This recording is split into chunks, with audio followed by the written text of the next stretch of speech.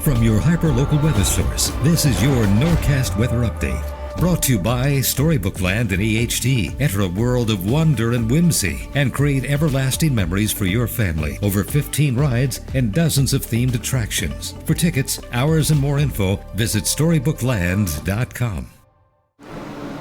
Happy Friday, everyone. If you want to get outside later this evening, just kind of unwind after a long week, you are good to go. We're going to be seeing dry, comfortable conditions. You want to sit out by the fireplace. The temperatures will be already falling into the 60s by that 8 o'clock hour, and then just kind of continuing to cool down. Later on tomorrow morning, we'll be seeing those temperatures in the 50s and 60s. A little bit of some patchy fog to start off the day, but otherwise a very quiet, nice night ahead. Tomorrow will be very similar to today. We're back into the low to mid 80s. Dew points also staying closer to that 60-degree mark, so you can feel that extra moisture, but still a beautiful first half of your weekend, even a beautiful second half of your weekend. Sunday, almost a dead ringer for where we're going to be tomorrow. Again, in the low to mid 80s, dew points in the 60s. Monday, the dew points fall just briefly before we jack up that humidity for next week. A lot of moisture on the way for next week. The reason for that, a little bit of energy that kind of split off from Francine. It's going to emerge on the East Coast. You can see those storms kind of moving across Florida this afternoon.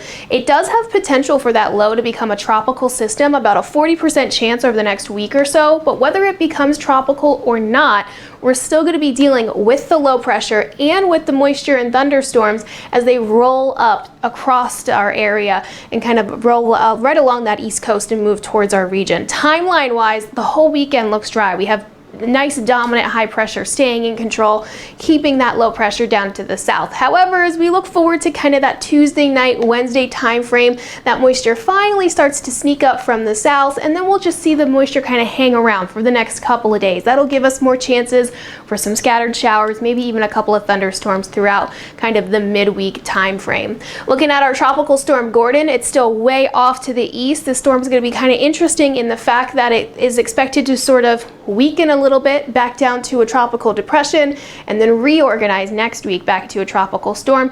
Either way, I think overall this looks to be mostly a fish storm. It's going to make that turn up to the north and hopefully steer clear of really any land at all.